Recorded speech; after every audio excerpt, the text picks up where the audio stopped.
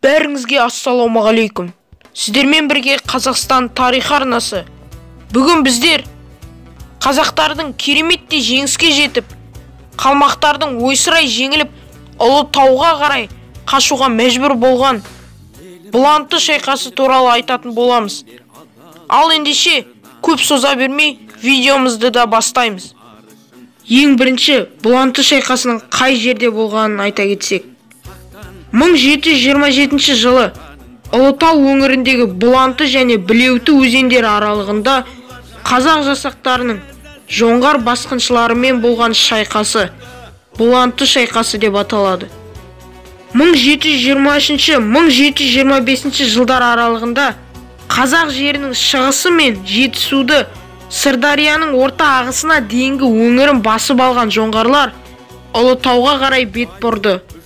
Кезеңде Ордабасы жиынында біріккен бүкіл қазақ қолының бас қолбасшылығына Әбілқайыр хан сайланды. Бұл жоңғарларға қарсы ұйымдасқан шабуылға шығуға мүмкіндік туғызды. Соның нәтижесінде Ұлытау өңіріне енуді көздеген жоңғарлар 1726 жылы Шұбар теңіз шайқасында қазақ жасақтарынан ойсырай жеңіліс тапты. Мұның артынша Бұланты мен Білеуті өзендері арасындағы кең жазықта шешуші ұрыс болды. Бұл шешуші ұрыс тарихқа Бұланты шайқасы деген атпен енді. Онда қазақ жасақтары жеңіске жетіп, жоңғарлар Ұлытауға жеткізбей тоқтатылды. Сол жеңістен кейін майдан кіндігі болған төбе қалмақ қырылған деп атанды. Қанжығалы қарт Бөгенбайдың ұсынысымен соғыста қаза болған қазақ жауынгерлерінің денесі таудың басына шығарылып жерленді. Осы керемет жеңістен кейін жоңғарлар басып алған қазақ жерлерін азат ету кезеңі басталды.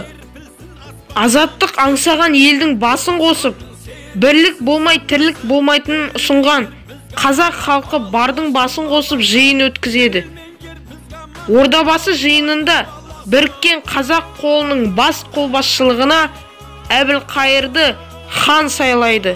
Бұланты шайқасында Қаракерей Қабанбай, Шақшақ Жәнібек, Тама Есет, Бәсентиін Малайсары, Тарақты Ер, Байғозы сынды көрнекті қолбасшылар Тайлақ, Саңырақ мергендер ерлік көрсетеді.